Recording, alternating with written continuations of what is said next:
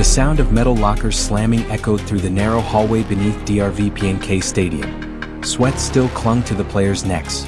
The air was thick with frustration and disbelief.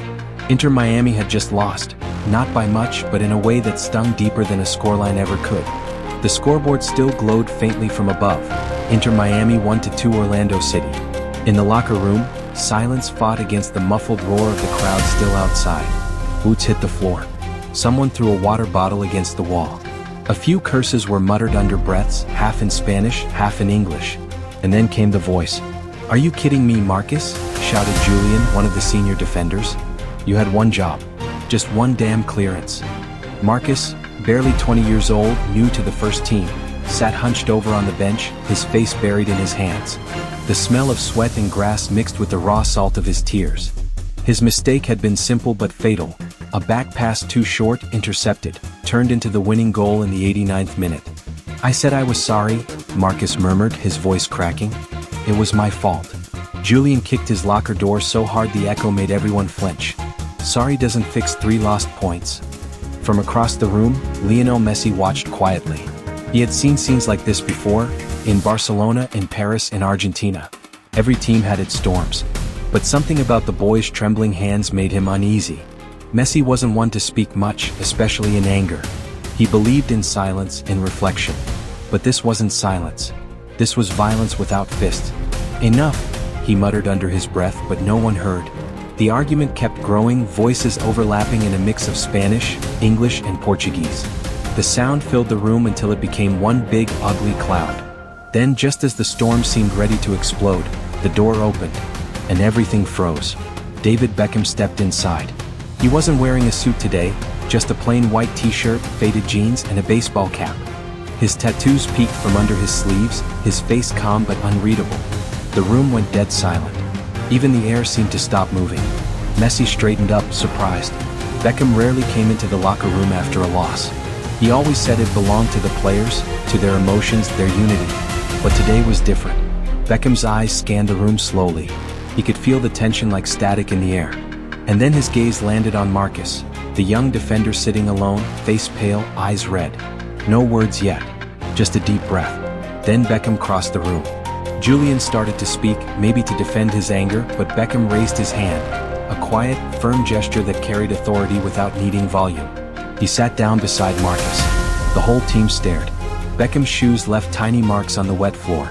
For a few seconds he didn't speak.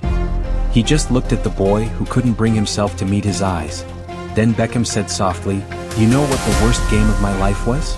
No one answered. He leaned back a little, eyes distant, like he was looking through the walls and years.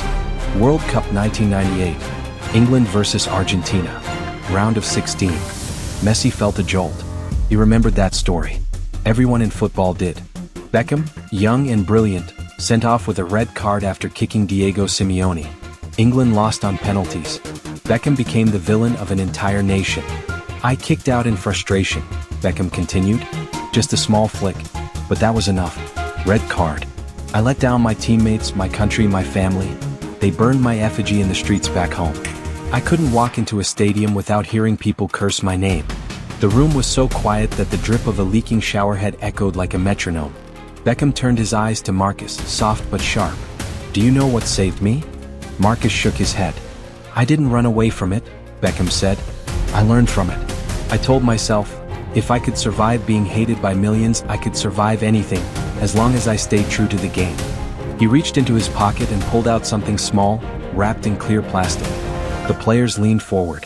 It was a red card, old and faded, edges curled from years of being handled. "This is the real one," Beckham said quietly. "I've kept it for over 25 years. Not to remind me of shame, but of growth." He placed it gently into Marcus's shaking hands. "Keep it," Beckham said. "Let it remind you that mistakes don't define us. How we respond to them does."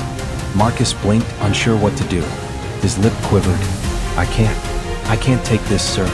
Beckham smiled faintly. "Then hold on to it until you've forgiven yourself."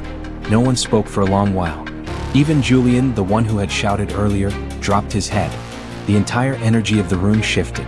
What had been anger turned into something else, something quieter, heavier, but warmer. Messi watched from the corner, arms crossed. There was something almost cinematic about it, the humility of a man who'd seen everything in football, sitting on a dirty locker room bench, giving away a piece of his own past to lift a kid out of shame. No cameras, no reporters, no PR move, just genuine, unfiltered empathy. Beckham rose slowly, patted Marcus on the shoulder, and turned to the team. I don't need to remind you that you're better than what happened tonight. We all know it. But I do want to remind you that this badge, he pointed to the pink flamingo logo on his shirt, stands for something bigger than wins or losses. He paused. It stands for family, for second chances, for the belief that every person here matters. He looked around, from Messi to the veterans to the quiet substitutes still tying their boots. Now take a shower, he said softly, and come back tomorrow ready to work. He gave one last nod, turned, and walked out. The door closed behind him, and for a few seconds no one moved. Then Marcus looked down at the red card in his palm. His tears had smudged the ink slightly, and he pressed it to his chest. Let's clean up, Messi finally said, his voice low but firm. Julian walked over, hesitated, then placed a hand on Marcus's shoulder. You'll get it next time, kid. Marcus nodded, still trembling. As the team dispersed to the showers, Messi stayed behind for a moment, sitting where Beckham had been. The smell of wet grass filled the air. He looked at the red card again, lying on the bench beside Marcus's jersey. That single piece of plastic had once symbolized disgrace. Now, somehow, it symbolized redemption. Messi thought about how Beckham hadn't raised his voice, hadn't blamed anyone, hadn't even spoken as an owner, just as a man who understood pain and growth. He remembered how easy it was in football to talk about values, team spirit, brotherhood, all those words printed on posters and banners. But it was rare to see someone actually live them. Outside, the night air was thick with Florida humidity. The stadium lights flickered off one by one. Messi stepped out of the locker room, inhaling deeply. He could still hear Beckham's calm voice in his mind. As he walked through the tunnel, he saw Beckham standing near the pitch, alone now, hands on his hips, staring at the empty field. The man's silhouette was framed by the faint pink glow of the stadium's signage. Messi walked up beside him. You still think about it sometimes, don't you? He asked quietly. Beckham didn't turn right away. Every day, he said, but not with regret. More like gratitude. That red card made me who I am. It taught me how to lead, not by shouting but by understanding. Messi nodded. For a brief second, two footballing legends stood side by side, not as stars or brands, but as men bound by the scars of their own mistakes. Beckham chuckled softly. You were brilliant tonight, by the way. Even in defeat, your control of the ball. Messi shook his head. I could have done more. Beckham smiled. That's why you're who you are. They stood there for another minute, watching the sprinklers start to mist over the field. A few groundskeepers walked by, nodding respectfully. Beckham clapped Messi gently on the back. You know, Leo, people think running a club is about money or players. But it's really about moments like that in there, when someone's heart changes a little. Messi looked back toward the locker room. He'll remember this night forever, he said. So will I, Beckham replied. They both smiled, small, knowing smiles that carried the weight of decades in football. As Messi left the stadium that night, he couldn't shake the image of Beckham handing that red card to Marcus. It wasn't just leadership. It was something deeper, something human. The next morning, social media was flooded with headlines about the loss, stats, and criticism. But inside Inter Miami's walls, something had shifted. The players came in quieter, more focused. Marcus trained harder than anyone. Julian apologized publicly. And Beckham didn't mention the red card again. He didn't need to. The lesson had already been learned. That evening, Messi sat on the balcony of his Miami home, overlooking the ocean. The pink-orange sky reflected in the water like melted sunset. Antonella came out with 2 cups of mate and handed him one. You seem quiet, she said gently. Messi took a sip, then smiled faintly. Just thinking about David. Beckham? She asked. What about him? He's different, Messi said slowly. I've played for clubs with big owners, powerful ones. But Messi paused, searching for words. He leads with heart. It's like he sees people before he sees players. Antonella smiled. Maybe that's why you two understand each other. Messi looked out toward the water. Somewhere in the distance, waves rolled onto the shore. Maybe, he whispered. At that same moment, Beckham was driving home through the quiet Miami streets. His phone buzzed, a message from Marcus.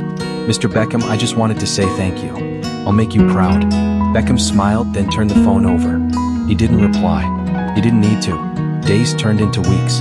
The team began to climb back in form. Marcus played again, stronger, calmer. Each time he stepped onto the field, he touched his wrist, where he had tattooed a tiny red rectangle, a reminder of the card Beckham gave him. Messi noticed it before kickoff one night and nodded approvingly. That small gesture between them, silent, mutual, said everything about what Inter Miami was becoming. Not just a club, but a community built on empathy, forgiveness, and shared humanity. In the press conferences, reporters kept asking Beckham about transfers, salaries, and expansion. But when someone asked him how he kept the locker room united, he simply said, "You can't manage players if you don't care about people." And Messi, sitting a few seats away, realized how rare those words were, and how much they meant. He thought about all the times he'd seen owners shouting in corridors, coaches breaking spirits, clubs that forgot football was made of people, not contracts. Here in Miami it was different. Here Beckham was teaching everyone, even Messi, that kindness could be a strategy too. That night, as the team celebrated another hard-earned win, Messi found himself glancing toward Beckham's office through the glass wall above the hallway.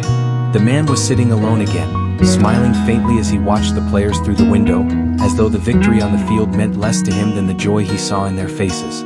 Messi smiled back, invisible to him. He didn't know it yet, but this was the first spark, the beginning of something that would change his mind about leaving. The reason he would stay. The first crack of the day was the sound of a sprinkler head exploding like a champagne cork. It happened just as the sky shifted from gunmetal to bruised lavender over Fort Lauderdale, the sort of Florida morning that felt like it had sweat built into the air. The training pitches at Inter Miami's complex woke in stages, humming lights, yawning shadows, the tiny chorus of birds that lived in the palms by the maintenance sheds. Then came the hiss, the sputter, and finally the pop as a 45-psi geyser punched a jagged column of water into the sunrise and flopped sideways like a wounded snake. In less than a minute, the south edge of Pitch 2 turned into a mangrove of muddy rivulets. Cones floated. A stray bib sailed by like a small pink jellyfish. "Carajo!" shouted Miguel. Miguel Alvarez had been on these fields longer than most of the players had been alive. He had that Miami by way of everywhere accent. Cuban vowels softened by Mexican grit, Venezuelan street corners, Dominican friends. He wore a battered straw hat and an Inter Miami polo faded by 10,000 suns. His hands were knotted from work, permanent crescents of soil beneath the nails. He knew every square foot of turf like a father knew the weight of his own child. He killed the water to Zone D with a twist of the key like he was turning down the volume on a radio, then trudged to the spouting head and crouched. A jagged crack ran the length of the riser. "Second one this week," muttered Julie, one of the younger grounds crew. "Heat's got the PVC brittle. You want me to get the repair kit?" Miguel shook his head, already unspooling plumber's tape from a clip on his belt. "We don't have enough elbows left." "And the new shipment?" "Delayed. Siempre lo mismo." A golf cart whirred by. Someone yelled for sandbags. Another cart came with a portable pump. The emergency felt ordinary. In this business, crisis was just a word for morning. On the hill above the pitches, the main building warmed to life. The first players filtered in, Marcus with headphones around his neck and sleep still holding onto his eyelids. Julian carrying guilt the way some men carry a pack. A handful of academy boys whose limbs seemed a little too long for their bodies. In the parking lot, a matte black SUV pulled into the owner's spot. David Beckham stepped out with a to-go coffee and the same simple clothes as the night after the loss. White tee, dark jeans, cap. He walked with purpose but not a rush, like a man who'd learned how to outwait a storm. From the balcony corridor that looked out over the fields, Lionel Messi stopped. He had come early, always did, because there was peace in the ritual of boots and grass before the world remembered your name. He leaned on the metal railing and squinted into the morning. The sprinkler head was down, but the damage was obvious. An ugly, slick patch cutting through the sector where the starters usually opened with a rondo. The air smelled like wet earth and fertilizer. "You seeing what I'm seeing?" asked Jordi, stepping beside him with a yawn. "Yeah," Messi said, eyes following the small people moving among hoses and pumps. "It's going to be a long morning." A staffer hurried past them. "Pitch 2's half closed. Coach says we might move warm-ups to 3 or delay. You two can start in the gym if you want." Messi nodded but didn't move. There was something about the man in the straw hat, Miguel, that kept his attention. Maybe it was the way Miguel moved. He didn't waste emotion. Every bend, every pivot had the clean geometry of someone who had learned not to lose energy to frustration. He worked like the grass would know if he lied to it. "Let's see if they need help," Messi murmured. Jordi arched a brow. You mean you want to go down there? Messi only smiled and turned toward the stairs. By the time they reached the touchline, 2 more sprinkler heads had coughed and died. The heat was already pressing on the collarbone. The crew had ripped up a patch the size of a car door and were digging down to the cracked lateral line. A smell like a hardware store rose. PVC dust, solvent, a whiff of WD-40. Miguel knelt in the mud like a surgeon elbow deep in a chest. "Morning," Messi said softly. Miguel glanced up, not startled. He had learned long ago that footballers appear everywhere like deer, silent and sudden. His eyes softened. "Morning, champion. Can we do anything?" Jordi asked, scanning the crater as if a stray elastic band could fix it. Miguel grinned. "You can pray for the delivery truck." Messi crouched. "What broke it?" "Heat's been cruel. Pressure builds overnight. The old line's tired." He tapped the pipe. "Like me." "Not you," Messi said. He had the kind of warmth that made compliments feel like facts. A crunch of tires on gravel made them all look up. The black SUV rolled across the service lane, past the authorized personnel only sign. Beckham pulled up beside the pump trailer, set his coffee on the hood and hopped down. "Morning, Miguel," he called. Miguel pushed up off his knees and wiped a muddy forearm across his brow. "Morning, Chief. What do we have?" "Cracked riser, maybe a hairline in the lateral. I need 3 elbows and 2 couplers we don't have, unless you want me to try duct tape and prayer." Beckham nodded once. "How deep?" Miguel's expression said, "Deeper than time permits." He opened his palms. "Coach wants training at 9. I can make it passable by then, but we'll be dancing around a wound." "Then we don't dance around," Beckham said. "We fix it right." He didn't say the next part. He walked to the cart, reached for a pair of gloves, then stopped and pulled them back as if remembering something. He turned to Messi. "You okay to start in the gym?" Messi shrugged. "I came to play on grass." A small smile tugged at Beckham's mouth. "Then let's save your grass." What followed was not heroic. It was human. Beckham dropped into the ditch with Miguel, jeans darkening at the knees. He asked for a cutter, got the wrong one, laughed, asked again. The sun climbed. The muddy water trickled. Julie fetched a new riser from the storage shed, found the box empty, cursed softly, and sprinted to the neighboring high school to beg for parts from the baseball diamonds maintenance closet. The pumps whined. Messi stood above the ditch, handing down tools, primer, solvent, a new valve, so that neither Miguel nor Beckham had to climb out. He wasn't the only one. One by one, players drifted over. Marcus, who hovered with the anxious energy of a kid desperate to do right. Julian, quiet with shame that hadn't yet worked itself out of his bones. Then 3 academy boys, cheeks flushed with the thrill of proximity. No cameras. No official. The only recording device was the morning itself. "Hold that," Miguel said, pressing a clean segment of pipe into Beckham's hands. Beckham steadied it. "You tell me when." "When you feel it stop arguing with you," Miguel said, half smiling, half teaching. "PVC is a stubborn friend." Beckham rotated the pipe, slid the coupler until the lip clicked. He grinned like a 5-year-old who'd snapped Lego bricks. "There." Miguel tested the alignment. "There," he echoed, approving. Julie returned, breathless, with a small box like holy treasure. 2 elbows, 1 coupler, and a burrito the size of a baby if anyone's hungry. "Later," Miguel said, but his eyes said absolutely. In the distance, the head coach checked his watch and made a phone call. Staff shifted cones on pitch 3. The plan would flex. It always did. Florida ate plans for breakfast. "Why are you down here?" Julie blurted to Beckham, the question escaping like a bird. You don't have to." Beckham looked up from the trench. There was soil on his forearm, a pale line where his watch had been. "Because Miguel asked for elbows," he said simply. "And because this club was a field before it was a building. Everything we do starts here." Miguel snorted. "He says this now. He will curse me tonight when his back sings a bad bolero." Beckham laughed. "I've heard worse songs." Messi watched the exchange with a stillness that wasn't indifference. He had seen owners who wore suits like armor and hid behind doors with frosted glass. He had played for institutions that floated above the human world, immaculate and abstract as banks. This mud, sweat, laughter in 2 languages over broken pipe felt like football's original language. They primed the pipe ends, purple rings like a child's marker bled onto white. Beckham held the coupler as Miguel guided. The solvent smell bit the nose. 2 hands, Miguel instructed, and Beckham obeyed, a star-turned apprentice happy. As the section came together, Miguel closed the main valve and cracked the zone a quarter turn. The line filled with a huff and then a quiet. No leaks. He spun the key further. A thin hiss. Still nothing. He looked at Beckham, then at Messi, then gave a theatrical flourish and opened the valve full. Water surged to life through the repaired artery. On the far end, the risers coughed and then, like synchronized swimmers, rose and began to fan a perfect arc over the recovering sector. The broken head they'd replaced clicked into its rhythm with a sound almost like applause. "I see," Miguel cried, punching a fist in the air. "Like new." The little crowd cheered. Someone actually clapped, the academy boys who could not help themselves. Beckham, laughing, reached up for Messi's hand. Messi leaned down, gripped him at the wrist, and hauled him out of the trench. Their palms were slick, their wrists muddy, their smiles unguarded. Messi said quietly, "You didn't have to do that." Beckham looked at his ruined jeans. "Don't tell Victoria," he deadpanned, and everyone laughed. But later, when the laughter receded and the water settled into its whisper, he looked to Miguel with a different kind of seriousness, the kind you only offer to people you've decided to meet as equals. "How long can we keep nursing this system?" Miguel's mouth flattened. "A season, maybe two.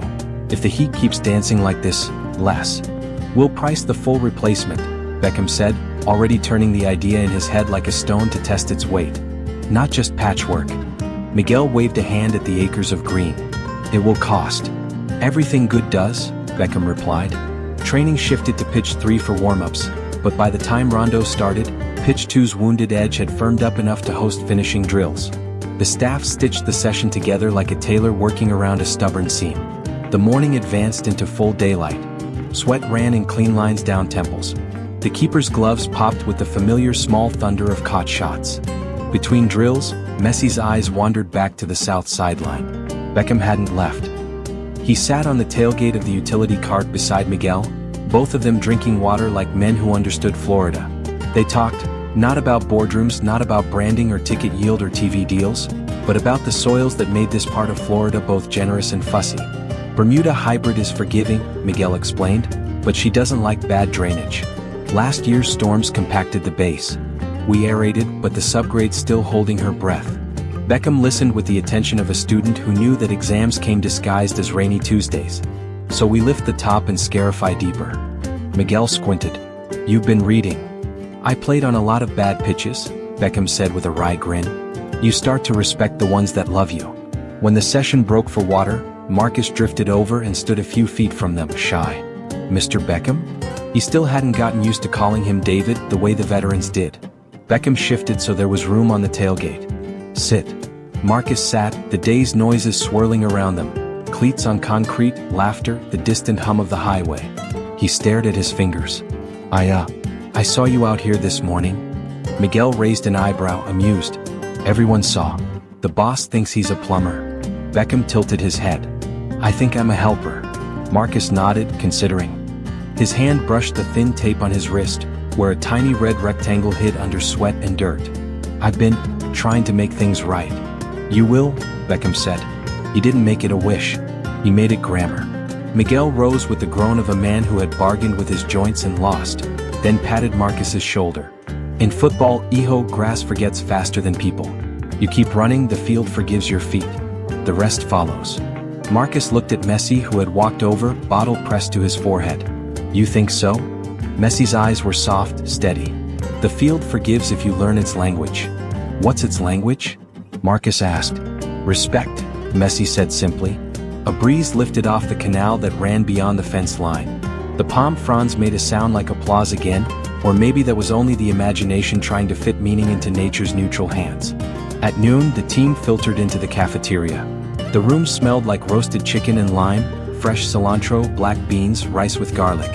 Miami was in the food, the quiet union of Abuela's kitchen and athletes' macro counts. Laughter threaded through the room, but the morning's memory had left a residue, something between gratitude and awe. Miguel entered last, hat in his hands. He never ate with the players. He believed in invisible work. Arrive before, leave after, take your plate out of sight. Today, as he angled toward the staff door, Beckham intercepted him with a tray. "Sit," Beckham said. "Chief." "David," Beckham corrected. Miguel hesitated, then sat at the corner of a table, eyes darting as if the grass might misbehave without his gaze. Messi slid into the chair across from him. Marcus and Jordi flanked. For a second Miguel seemed like he might bolt. Then he exhaled and picked up his fork. He ate with the care of a man who honored food because life had taught him to. They talked about nothing and everything. About Messi's kids learning English idioms and how weird they could be. About Jordi's theory that Miami's iguanas were secretly running for office. About the time Miguel had to chase a raccoon off the pitch with a broom minutes before kickoff. The table shook with laughter. Halfway through, a young cafeteria worker came by, her eyes startled at the sight of Miguel at the players' table. She set a dish down and whispered, "Señor Alvarez, my abuela says hi. She saw you at church Sunday." Miguel blushed the color of ripe guava. "Dil que la extraño." When she left, Beckham leaned in, elbows on the table. "I meant what I said earlier. We're going to price out a full upgrade for irrigation and drainage. No more band-aids. You'll lead the plan." Miguel stared at him. "You want me to?" "Design it with the vendor, schedule it, own it," Beckham said. "Tell me what the fields need, not what we can get away with." Miguel's eyes glistened, the way men's eyes do when they haven't given themselves permission in a while. "David, that's a lot of money." "It's an investment in the most important thing we stand on," Beckham replied. "In you." Silence landed like a blessing. Around them the room hummed, forks and low voices, ice clinking in glasses. Messi held Miguel's gaze and nodded once, a small benediction. "Gracias," Miguel said at last, voice thick. "I won't fail you." "You never have," Beckham said. The afternoon brought thunderstorms, because the afternoon always brings thunderstorms in this part of the world. The sky darkened in the time it takes to misplace your phone. Rain swept across the complex like a curtain pulled by God. Staff scrambled to move equipment, to roll covers, to check drains. Messi stood beneath the covered walkway, watching the water sheet off the roof. The fields took the pounding with grace. In the far corner, where the morning's repair sat, the turf held. No ponding. No heartbreaking slurp as the water sought the lowest honesty. It moved the way Miguel had told it to. Beckham stepped beside Messi, hair damp at the edges, the stubborn optimism of the day still bright on his face. "She holds up," Beckham said. Messi nodded. "She does." They watched in companionable silence. Rain had a way of sanding edges off a day. In its white noise you could hear things truer than words. Finally Messi spoke. "You could have sent someone else this morning." "I did," Beckham said. "Miguel. You know what I mean." Beckham's smile was small, private. "The club is in the spaces no one photographs. The phone calls you make at midnight to a player's mother. The boots you replace without telling the kid. The staff whose birthdays you remember. The irrigation lines." He chuckled, then sobered. "When I played, the clubs that felt like home always had someone who made sure the invisible things worked. I can't be that someone. But I can stand next to him." Messi studied him. He thought of Barcelona, the cathedral and the village inside it. He thought of Paris, the glitter and the echo. He thought of Rosario, the dirt pitches that taught him to say thank you with his feet. In Beckham's voice, he heard something he trusted. Not a pitch, not a plan, but a promise that came without flourish. "Do you know how rare that is?" Messi asked. "What?" "To mean it," Messi said. Beckham didn't answer right away. "I've been young and certain," he said at last. "Then I was less young and less certain. Now I'm old enough to know what matters. People do." It sounds soft. It wins anyway. Lightning stitched the horizon. Thunder followed like an old drum. "Come on," Beckham said, tapping Messi's shoulder. "Before Miguel yells at us for standing around getting poetic." They went inside laughing. 2 days later, the delivery truck finally arrived. It was ridiculous and perfect. Half a dozen pallets of PVC elbows and couplers, new risers gleaming, boxes of valves, reels of wire. Someone from shipping had scrawled, "For the pitch pirates," on the side in Sharpie. The grounds crew cheered. Miguel pretended to scold them for the racket and then hooped louder than all of them. Beckham rolled up his sleeves again just to help stack. It wasn't a performance. It was a habit now. Players filtered out between massage slots and tactical meetings to carry a box, wipe a brow, crack a joke. Marcus arrived last, jogging in from the academy building with a bag slung over his shoulder. He went straight to Miguel. "I can lift," he said. Miguel squinted at him. "You have legs to save for tomorrow." "Coach gave me 10 minutes, Marcus said. "I want to spend them here." Miguel handed him a box without another word. Messi leaned against a post and watched it all with a quiet, almost smile. It felt like the day had been choreographed by something kinder than chance. Boxes. Laughing. A club revealing its spine not in stadium fireworks, but in a parking lot with the smell of cardboard and rain-clean air. Jordi sidled up and bumped Messi's shoulder. You look like a proud uncle. I was thinking the same about you, Messi said. They stood like that for a while in the comfortably unremarkable moment until Beckham called across, "Leo, you owe me a rematch." Messi raised an eyebrow. At what? Beckham pointed to a small patch of concrete beside the loading bay, where someone had set up a makeshift target, an orange cone with a bib balanced on top like a silly little hat. 30 yards. Strike the cone without knocking off the bib. Messi grinned. You sure you want to lose twice in one day? We fixed a field together, Beckham said. I'm invincible. The first attempt from Beckham was beautiful even in failure. A swing full of muscle memory, the arc of a life spent bending trajectories.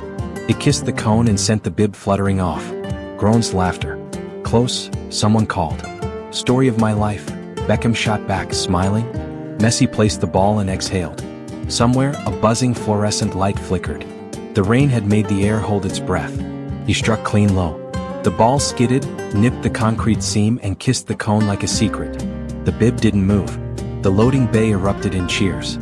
Even Miguel, whose allegiance was to grass and not games, whistled through his teeth. Beckham clapped, delighted, the pure boyish glee of a competitor who loves the game more than the score. He walked over and looped an arm around Messi's shoulders. Unfair, he declared. You bend physics. Physics is kind if you say please, Messi replied. And if your left foot is blessed by a benevolent sorcerer, Beckham added. They laughed. The crew laughed with them. For a moment, the club felt like a family reunion where the arguments don't stick and the food never runs out.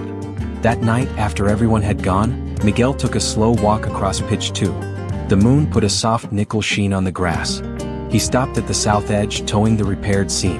He crouched and slipped his fingers into the thatch, lifting a little, testing spring and memory. Footsteps approached and then stopped. Beckham. I thought you'd be gone, Miguel said without looking up. I was, Beckham replied. Came back for my wallet. I leave enough of those around, Victoria will make me wear a chain. Miguel chuckled, then rose with a small sound he tried to hide. He looked out across the field, his field, and then at Beckham. You meant it? The full upgrade. I don't promise Fields things I won't do, Beckham said. Miguel took a long breath. When I came to this country, I cut grass for a public park, he said. People laughed when I talked to the mower before I started it. But machines hear your respect. So does grass. I never thought I'd stand in a place like this, much less be asked what it needs. He paused. Gracias. For seeing me. Beckham's answer was a nod, simple and serious. You've been seeing this place for years. I'm just catching up. They stood together in the quiet. Somewhere beyond the fence, a siren wailed and then decided it wasn't needed. The sprinkler system ticked as it cooled. Crickets tuned their tiny violins. From the balcony corridor above, unseen in the shadows, Messi leaned his forearms on the railing and watched the two figures below. One who had built an empire out of grace and grit, the other who had built a sanctuary out of soil and sweat. He thought about loyalty, about the soft power of gratitude, about how love for a place doesn't show itself in speeches but in elbows and couplers, and the way a man will ruin his genes to keep a field alive for his players. He stayed until Beckham and Miguel shook hands and parted. He stayed until the lights clicked off in a cascade from east to west, the pitches folding themselves into darkness like pages closing. He stayed until the sound of the canal made him remember the river of his boyhood and how his mother would call him in from the alley when the shadows turned long. On the drive home, he didn't turn on the radio. Miami's night sang its own song, the hush of tires on wet asphalt, the distant bass of a club, palm fronds clapping the sky. Antonella was in the kitchen when he walked in, putting away dishes. She looked up and smiled with the kind of ease that only years can teach. Late, she said. Good late, he replied, kissing her cheek, the smell of lime and soap on her skin. How was the day? Messi leaned on the counter, hands still remembering the grit of PVC dust. David fixed an irrigation line with Miguel. Antonella blinked. That sounds specific. Exactly, Messi said, and then he told her everything. The morning's broken pipe, Miguel's hat, the way Beckham listened, the way the water came back like a promise kept. He talked about how the players drifted over without a text being sent, how laughter can be a kind of glue, how a club can be a family on days no one will write about. He even told her about the silly cone challenge and the bib that didn't move. When he finished, Antonella studied him with the tenderness that comes from knowing what lights a person from the inside. You like this place, she said. I like what it's trying to be, he said. I like what he's trying to build. Not just a team, she said. No, Messi agreed. Something people can belong to. He thought of contracts, numbers stacked like bricks, and how none of them could build what he had seen today in the mud and the sun and the rain. He didn't say the word stay. He didn't need to. The word had already settled somewhere behind his sternum, patient and sure like roots. Later, in bed, the storm rolled back for an encore. Rain played timpani on the roof. Messi closed his eyes and saw water arcing from a row of mended heads. The morning's broken rhythm replaced by a steady, generous breath. He slept like a man who had found a reason that didn't need explaining. Back at the training complex, the pumps rested. The fields drank. In the maintenance shed, Miguel had left a note on the whiteboard for his crew in slanted block letters. Mañana, Zona D, Prueba 7:30. Traer elbows. Y Café. Below it, someone had drawn a tiny red rectangle and a tiny orange cone with a bib on top. Someone else had added a heart. And somewhere deep in the piping, where no applause could reach, the water moved through clean joints and decided to trust the path laid out for it. In the morning, the grass would rise to meet the cleats. The men would run. The club would breathe.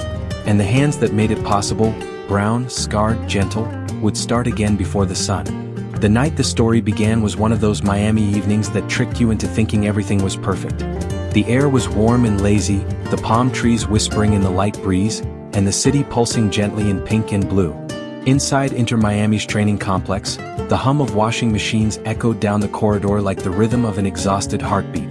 Rosa was folding jerseys under the fluorescent lights of the laundry room.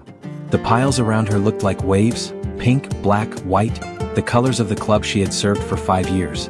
Her hands moved automatically, practiced, gentle, but her eyes were swollen, her face pale. At the end of the hall, a man appeared. It wasn't Beckham. It wasn't Messi. It was Miguel, the old groundskeeper.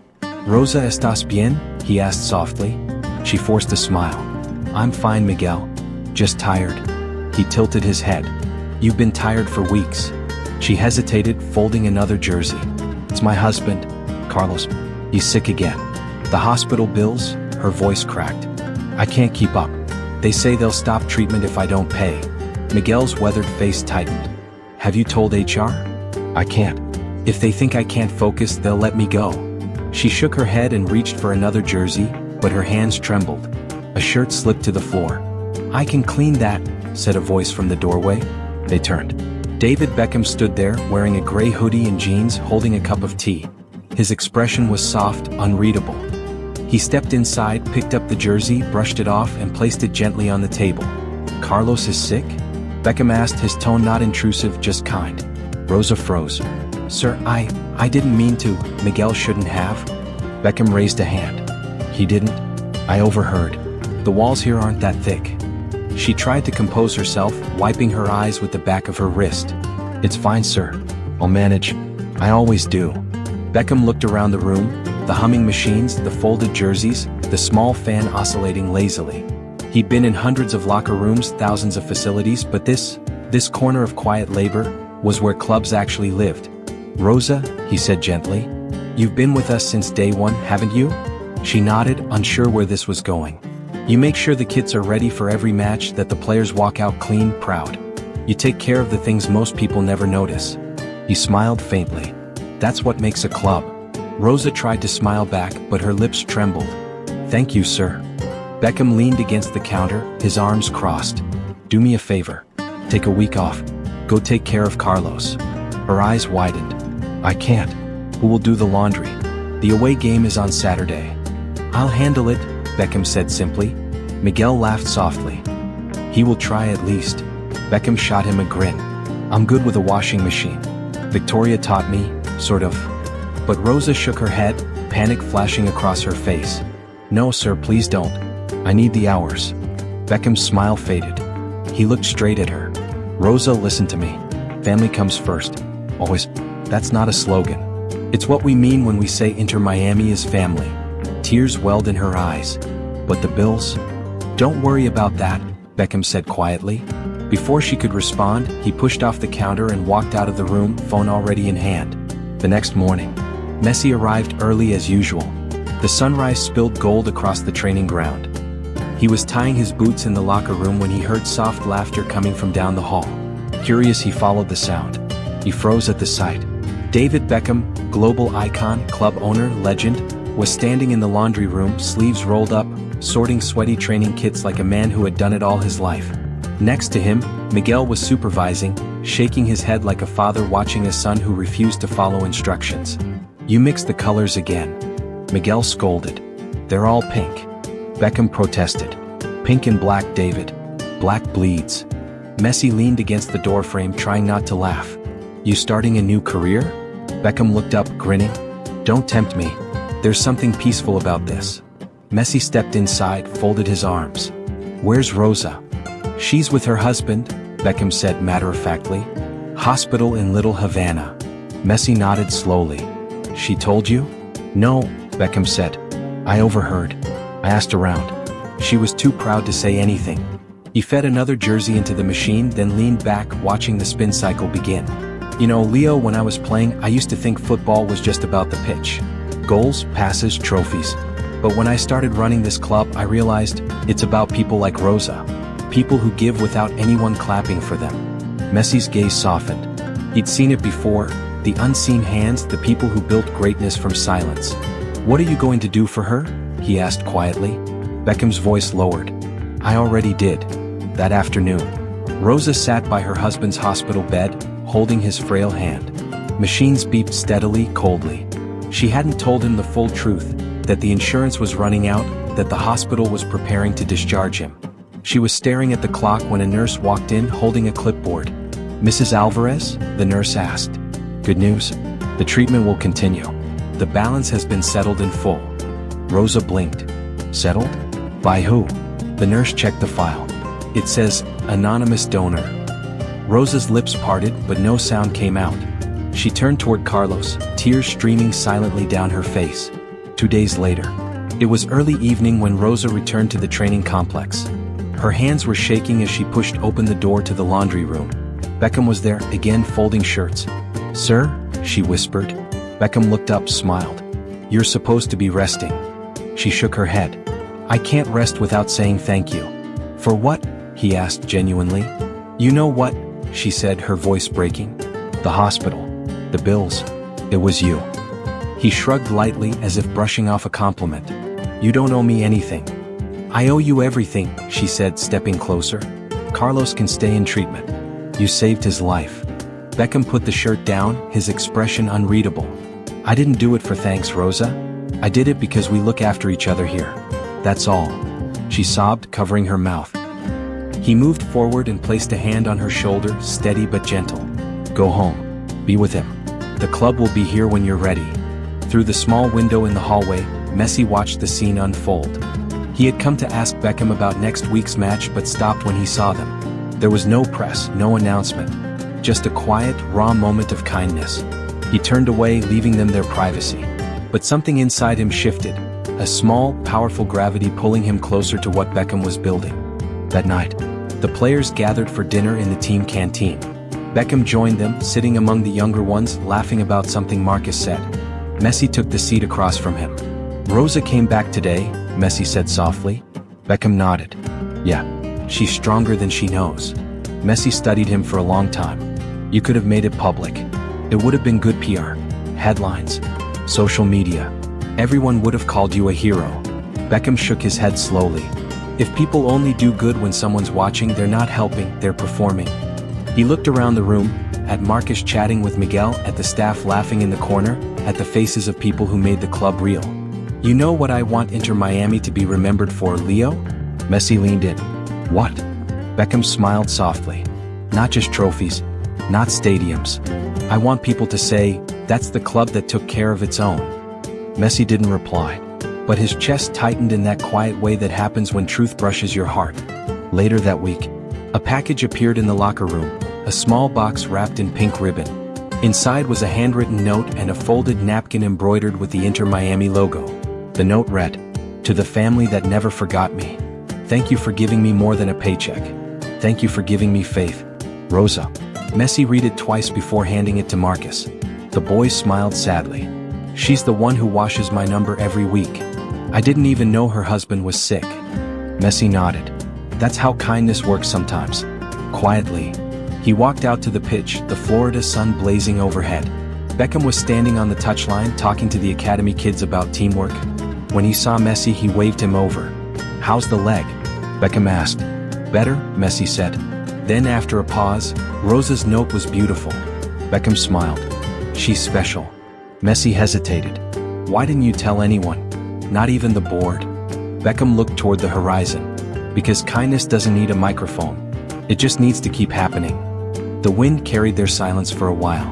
Then Beckham added softly, "My mum used to say, the best gifts are the ones nobody sees." Messi turned that phrase over in his mind. The gift that no one saw.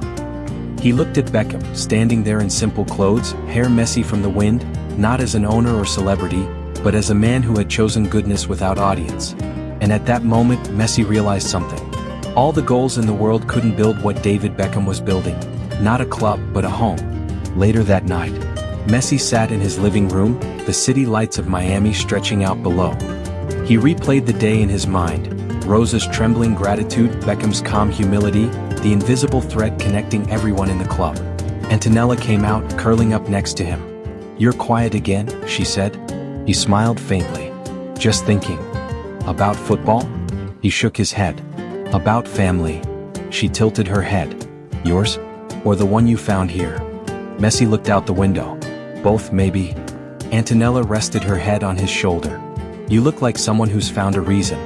He didn't answer, but she saw the small smile tug at his lips. He had found one. Not in contracts or glory, but in moments no one else would ever see. In the following days, Rosa returned to work part-time. The players treated her like royalty. Messi stopped by the laundry room after practice one day and handed her a jersey, his own, with a note tucked inside that simply said, "For Carlos, from Leo." She opened it later and found 2 tickets, front row seats for the next home game, signed "With love, your Inter Miami family." Beckham said nothing about it, but when he saw Rosa and her husband smiling in the stands that weekend, he caught Messi's eye across the pitch. They exchanged a simple nod, no words, no fanfare, just understanding. That night, Messi walked off the field after scoring twice. Cameras flashed. Reporters shouted his name. But his gaze went to the stands, to the small corner where Rosa waved, her husband beside her, tears shining like tiny stars. Beckham stood behind the bench, hands in pockets, smiling. And Messi thought, this was what football was supposed to be. Not just passion or fame, but humanity. He didn't know it yet, but the decision forming quietly in his heart, the one about his contract, about staying, had already been made. Because what he had witnessed wasn't business. It was love disguised as leadership. And it was the kind of love that didn't need to be seen to be real. The rumor didn't arrive like a whisper, it arrived like a siren. By noon, every phone at Inter Miami was vibrating with alerts. Barcelona were confident. A Saudi club was all but certain. A return to Argentina was spiritually inevitable. The headlines contradicted one another with the shameless energy of a street market, but they agreed on one thing. Lionel Messi was about to leave. In the training facility, the players pretended not to refresh their feeds every 3 minutes. Staff moved through hallways with the brittle cheerfulness of people who didn't want to knock over a vase someone else had glued back together. Marcus relaced his boots twice without realizing it. Miguel cut the mower's engine midline and just listened to the silence for a long 10 seconds, as if Miami sky might answer him. Rosa folded jerseys more carefully than usual, smoothing the lettered names like blessings. Only 2 people looked as if the world hadn't changed. The man whose name was in every headline, and the man whose phone would never leave the news cycle alone. Messi trained like he always trained, precise, quiet, relentless. David Beckham walked the corridors like a man carrying a secret, which he was. He didn't know either. 2 hours later, the sky changed first. A storm system rolled in from the Caribbean with a stubborn, spinning intent. Radar screens in the operations office showed a spiral that meteorologists called organized. The word, so tidy and polite, felt like a threat. The local news put a red band on the bottom of the screen. Traffic alerts burped into being.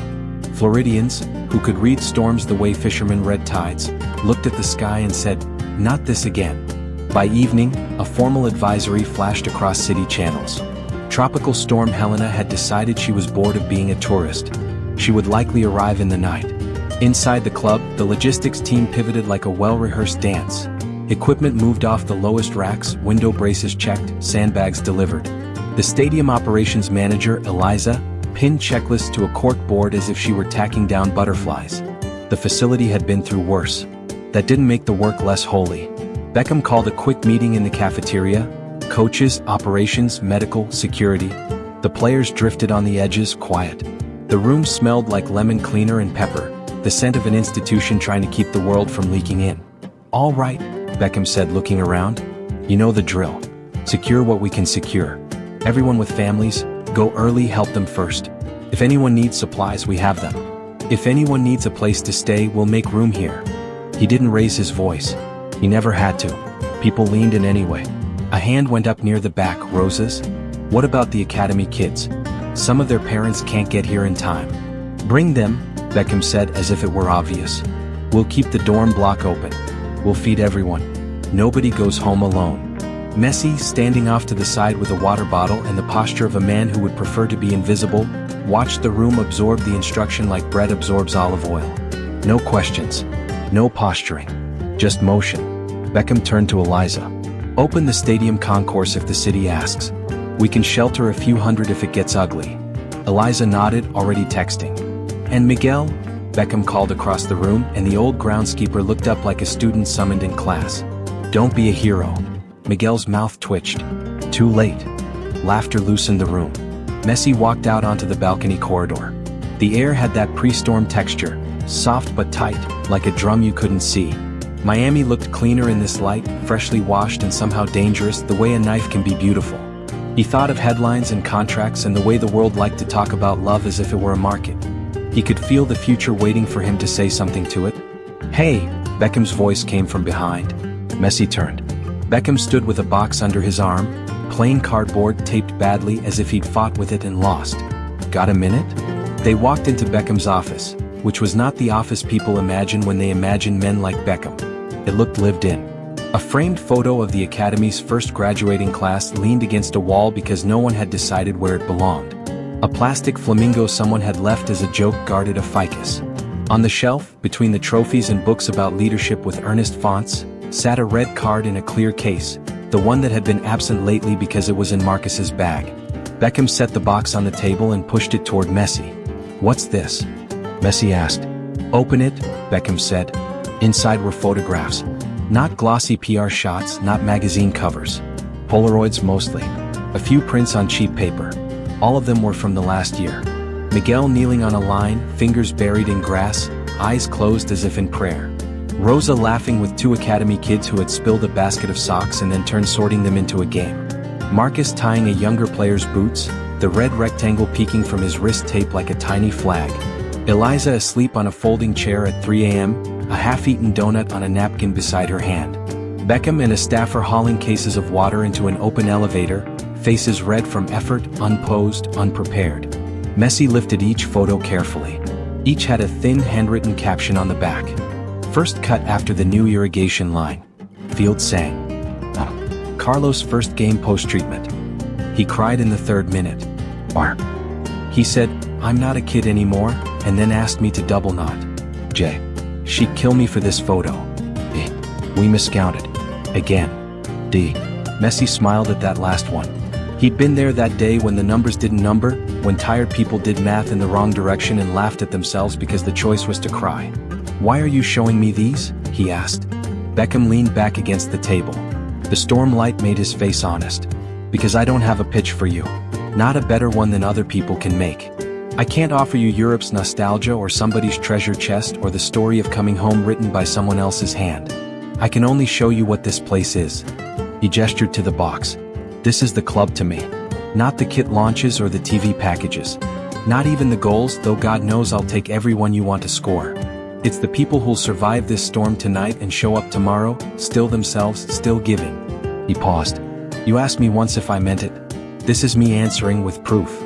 Messi's fingers lingered on a photo of Beckham and Miguel sitting on the tailgate of a utility cart, both dirty, both smiling the way working men smile when the job and the joke are good. He felt something in his chest loosen. He didn't name it. "Do you want me to stay?" Messi asked. The question was naked, but his voice wasn't. "Always," Beckham said. "But I don't want you to stay for me. I want you to stay for what you see when you look outside this office. If that's not enough, then you shouldn't stay." Messi looked up. Beckham's expression wasn't a plea or a sale. It was a confession of faith. The power flickered. They both glanced at the ceiling. The storm had found the edges of the city. "Go home," Beckham said quietly. Be with your family. We'll be fine here. You? Messi asked. Beckham shook his head. I'm staying. If the city needs the concourse, I'll be here to open the doors. Besides, he nodded toward the fields. Miguel will ignore my instruction if I'm not around to remind him. They both smiled. The storm banged its hand against the glass. Messi closed the box. He didn't say thank you. The moment didn't want that word. He carried the weight in his arms through the hallway like something living.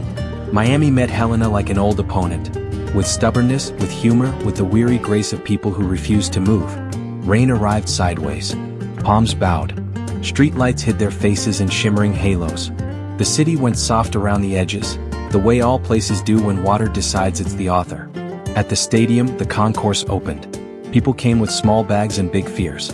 A woman with a baby whose cry sounded like a hinge. A man with a chihuahua in a sweater too tight. A teenager who glared at the world and then asked for a phone charger like a lost sailor asking for a star. Beckham worked alongside staff and volunteers, handing out blankets, carrying boxes of supplies, pointing people toward the bathrooms, offering a quiet, "You're safe," that had more power than the generators. He moved without spectacle. Once, a man did a double take, realizing who had passed him a cup of water. He just smiled, took the cup, and then decided that night to keep the story for himself. Miguel patrolled the tunnels as if they were his fields, checking for leaks, putting down towels that would be mops in an hour. Rosa, who had sworn she'd stay home, arrived with a bag of arepas and a nurse's efficiency, admonishing Beckham when he tried to lift something too heavy. "You'll be useless tomorrow if you break your back today," she scolded and then hugged him anyway. At midnight, the wind took a deep breath and shouted. The stadium answered with a low groan, like a wail.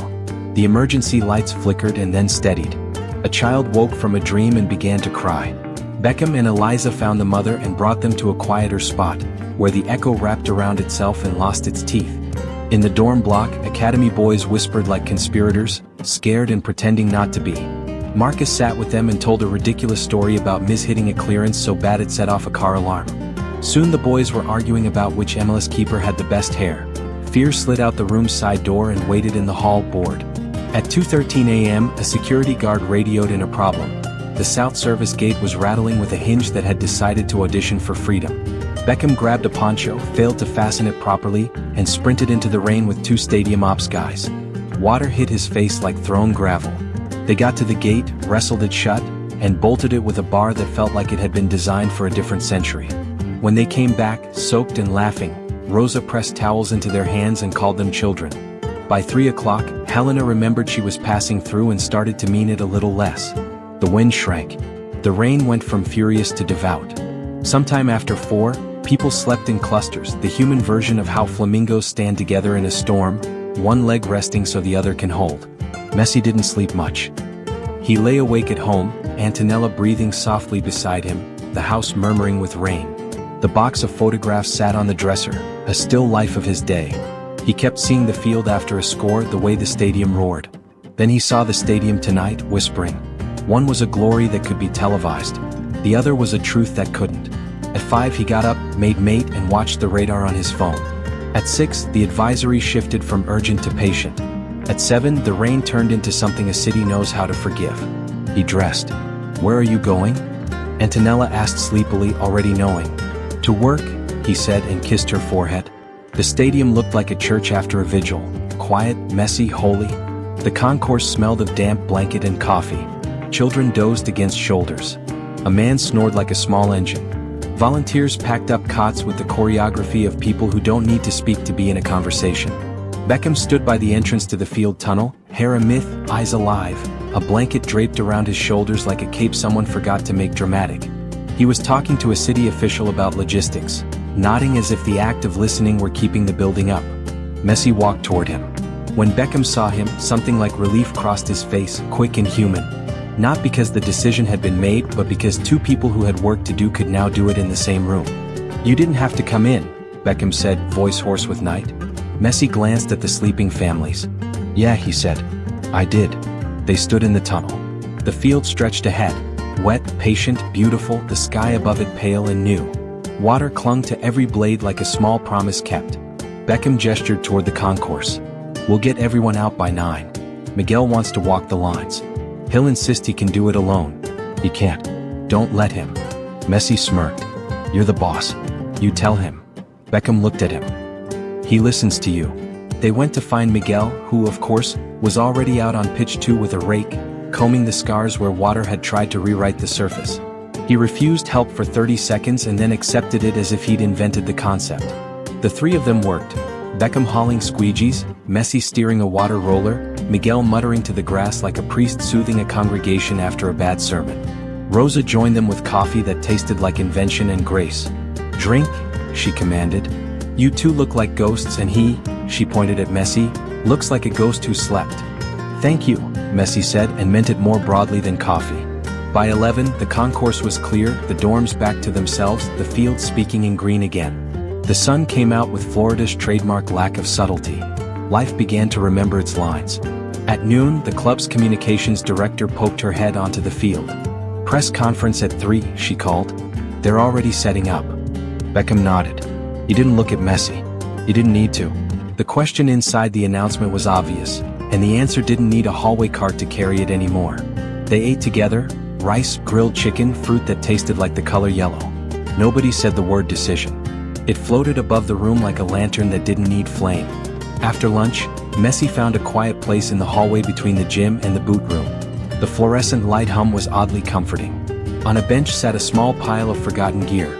A shin guard with a cartoon sticker, a sweatband that had been somebody's superstition, a water bottle with Ruiz written on it in thick marker. He took out his phone and typed a short message to a number in Spain. He typed another to a number in Rosario. He didn't send either. He opened the box again. He carried it with him now like a good luck charm or an anchor, and looked through the photos one more time. He stopped at a Polaroid of Beckham holding a cone with a bib balanced on it, laughing like a boy. On the back, in Beckham's handwriting, he hit the cone without dropping the bib. Physics said okay. Messi laughed, alone, quickly. He closed the box. Then he stood and walked toward the press room. Cameras hummed. Microphones pointed like flowers that bloomed toward noise. The room had that electricity it gets when people come to watch a choice wear clothes. The backdrop wore Inter Miami's colors with their familiar audacity. In the front row sat 3 local reporters who had been here when the club was new and weird and regularly figuring itself out. Behind them, national and international press wore expressions that said, "We are ready to be disappointed by sincerity." Beckham and the head coach entered first, took their seats, did the nods and the throat clears. A minute later, Messi walked in. The room inhaled. He sat. He did not look at Beckham. He did not look at the coach. He looked at the people who had come to turn his words into headlines and decided to speak to someone else anyway. The comms director began with a sentence about gratitude and community and the storm. Then she said, "Lionel will make a statement." Messi leaned into the mic. It made that small feedback squeak everyone forgives. "Good afternoon," he said, English carrying the music of where he was born. "Thank you for coming." He glanced down at his hands, the same hands that had lifted trophies, held babies, signed contracts. He thought of them holding a cardboard box. "When I was a kid," he began, "football was a ball in the street and a field that wasn't a field and friends who were brothers. Later, football became stadiums, flights, expectations. I am grateful for all of it." He paused. He could feel Beckham still, a good gravity at his side. "These last weeks," Messi continued, "I have been thinking about what a club is. Not what it says it is, but what it is when no one is watching. I have seen many things here. A young player learned that a mistake can become a teacher. A man who built a field with his hands be treated like a partner, not a worker. A woman who cleans our shirts be embraced when she needed help, not because a camera was on, but because hearts were." He let the room sit in that for a second. Outside the walls, Miami sparkled in its after-storm scrub. Inside, the air felt like it could be cut into. "This club is not perfect," Messi said and saw the pens twitch. He smiled. "No club is. But this club is trying to be something I believe in. A place where winning is a goal and kindness is a rule." He looked up. Beckham's face didn't change, but his eyes did. "So," Messi said, and the room leaned the way crowds lean before a free kick. "I will stay." No elaboration. No long preamble about legacy. Just the sentence, clean as a finish in the bottom corner. The room did what rooms do. It erupted, then tried to collect itself into professionalism. Questions piled up like children. Messi answered a few. Yes, he'd spoken with his family. No, it wasn't about money. Yes, the league was growing. No, he didn't have a marketing campaign to announce. He declined to compare his choices to anyone else's. He said other clubs had shown him respect and he respected them back. He said Miami felt like a place where his children could be children and where he could be a man and a footballer at the same time. Then a small thing happened that no one planned. A hand went up in the second row. One of the local reporters, a woman who had written about high school sports before a team with a flamingo, asked the city to dream bigger. "What changed your mind?" she asked. "Was it a match? A meeting? A moment?" Messi considered. He could tell a story about goals and crowds. Instead, he told the truth. "It wasn't one moment," he said. "It was many small ones. And a storm." Beckham exhaled, a smile almost finding his mouth. Afterward, the players crowded him in the hallway, the kind of hugging that men do when they are allowed. Marcus tried to say something cool, failed, and laughed. Jordi said something rude and affectionate in Spanish that required no translation. Miguel shook Messi's hand, then pulled him into a hug that smelled like grass and soap. Rosa kissed his cheek and whispered, "Gracias por cuidarte," thank you for staying, as if he had come to her house. Beckham waited, not wanting to subtract from the moment by standing too close to it. When the hallway thinned, Messi walked to him. For a second they just looked at each other like two people standing on either side of a bridge that had built itself. "Thank you," Beckham said. Messi shook his head. "Don't?" "For seeing what I wanted you to see," Beckham finished. "Not about me. About us." Messi nodded. "I saw. They didn't hug. They didn't need to. They stood together in the way you do when you've chosen to share a future that will be complicated and boring and thrilling and ordinary in the percentages real life demands." It felt like victory, but not the kind cameras chase when confetti falls. The club returned to its rhythms. Training, meetings, video sessions, a bus ride that smelled like menthol and jokes. The storm debris was cleared. The city shook itself and danced again. That weekend, the stadium filled with a different kind of noise, the celebration that happens when relief and joy share a seat. Before kickoff, the big screen did not run a dramatic montage. Instead, the PA system read a short message. "Thank you to everyone who helped during the storm. This club is a family because of you." Names scrolled that weren't usually read. Security, cafeteria, maintenance, operations, laundry. People in the stands pointed at the screen and clapped for their own. On the touchline, Beckham put a hand over his mouth because sometimes happiness makes men shy. In the tunnel, Messi closed his eyes for a second and saw the box again, then the field, then the city beyond the field, imperfect and trying. The whistle blew. The game did what games do. It erased everything except itself. Messi moved like language, spoke like he always had, with his feet. He scored once, assisted once, almost did a thing that made physics jealous, and then laughed because even he didn't get to have everything. When he jogged to the corner after his goal, he didn't point to his name or the sky. He pointed to the bench, where Rosa stood beside a group of staff Beckham had pulled onto the sideline for recognition. A word that felt too formal but would do. Marcus pointed back at him, both palms open in that posture of gratitude you see in old paintings. Miguel lifted both hands like a referee playing the advantage of joy. After the match, when the stadium had sung itself hoarse and the cameras had gone hunting for quotes, Messi walked alone onto the soft shadow of the field. The moon was a smudge. The grass breathed that smell it only exudes for those who stay late. He crouched, pressed his fingers into the thatch and said thank you the way he always had, without words. A minute later, footsteps approached and stopped. Beckham again, of course. "Good night," Beckham said. "Good," Messi replied. They stood in silence, two silhouettes on a surface thousands had run and fallen on, repaired and watered and raked by hands with names. The club behind them glowed faintly in pink. Miami beyond that glowed louder. "Tomorrow," Beckham said, "we start again." Messi smiled. "We never stopped." They turned to go. At the tunnel, Messi paused. "David," he said, and Beckham looked back. "The box." "Keep it," Beckham said. "It belongs to the club. You're the club." Messi carried it under his arm, careful as always. He didn't notice that inside, tucked behind the Polaroids, was a new photograph, slipped there by someone who understood narrative and love. A snap from the concourse the night of the storm, Beckham handing a blanket to a woman holding a baby, both of them looking at him like he was ordinary and exactly what they needed. On the back, in a handwriting that wasn't Beckham's, loopy, firm, a little dramatic, someone had written, "The best gifts are the ones nobody sees. Mom."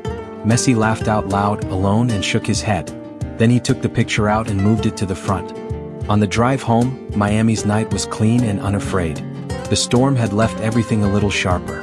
He rolled down the window and let the air in. He thought about the years ahead, about bruises and travel and mornings when his legs would tell him he was human. He thought about children growing into themselves and a city that insisted on shining and a club that was building an argument for kindness as a way to win. When he pulled into the driveway, the porch light came on, and his future walked out in bare feet to meet him. "Did you do it?" Antonella asked, smiling. "I did it," he said. "For them?" she teased. "For us," he said. Then, after a small breath, "For what this place is." He held up the box and she laughed, shook her head, and led him inside as if she were ushering a ship into a safe harbor. Behind them, Inter Miami exhaled. In a maintenance shed, a whiteboard had a new note in Miguel's steady block letters, HOI, Mantener el Corazon. Under it, someone had drawn a tiny flamingo wearing a captain's armband. And somewhere in a drawer in the laundry room, folded carefully beneath a stack of jerseys that would be cleaned by morning, Rosa had placed a napkin embroidered with the club's crest and the words she'd stitched them